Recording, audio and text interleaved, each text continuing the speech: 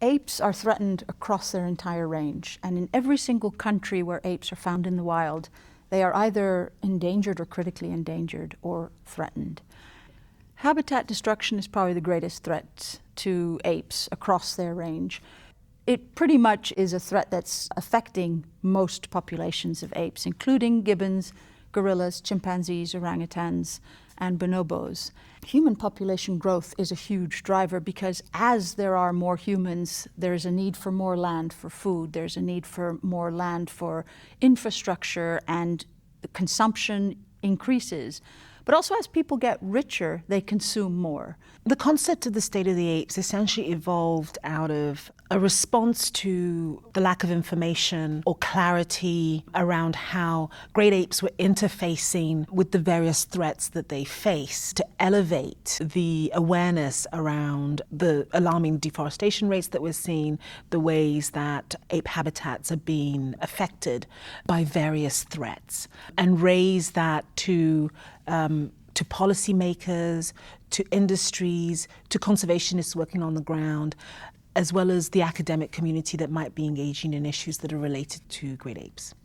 The State of the Apes publication series provides an opportunity for a range of stakeholders whose activities impact ape conservation and welfare to be better informed and have additional tools around which to make decisions that will not only contribute to great ape conservation, but also mitigate their impacts on these very incredibly important forests that the apes inhabit.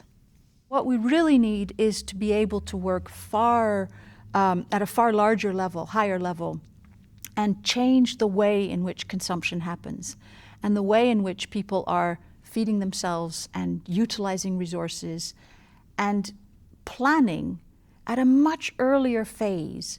When an area is to be developed, how do you develop that area without destroying the natural habitat and the wildlife that lives in that area? And that's the big challenge.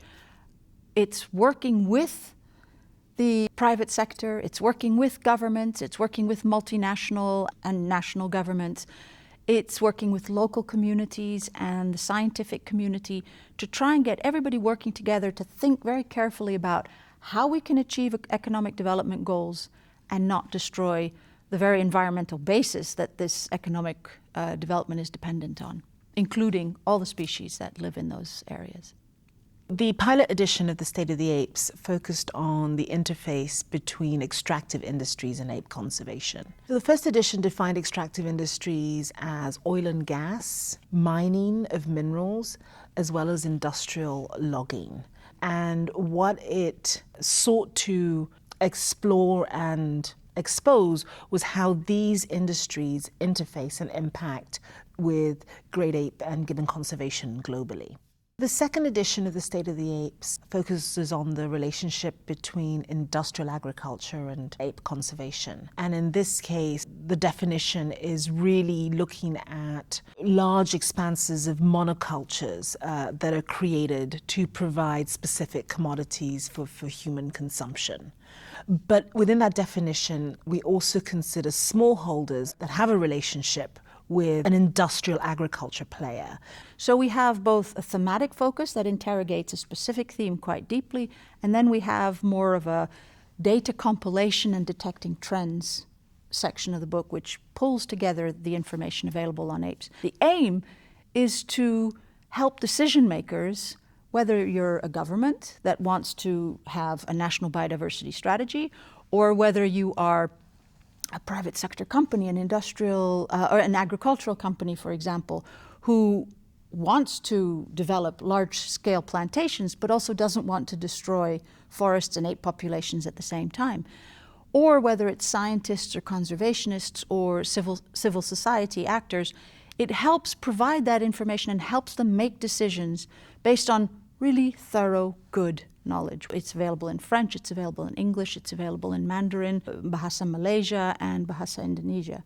The book is also available, obviously, as a hard-bound copy published by Cambridge University Press, but our goal was also to make it open access and ensure that anybody who's interested can click on a button somewhere and download the book, either chapter by chapter or the entire book if they want to read the whole thing.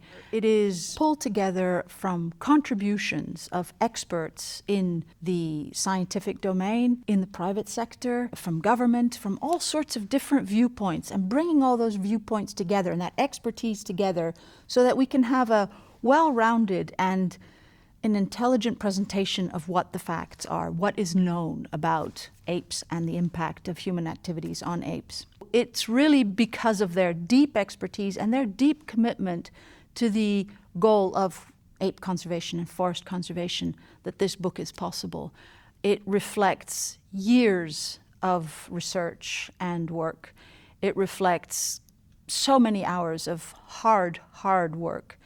And it all comes together. All that expertise is brought together. So it's a unique collaboration in many respects. And we're immensely grateful for the generosity of all these authors who have contributed to the book.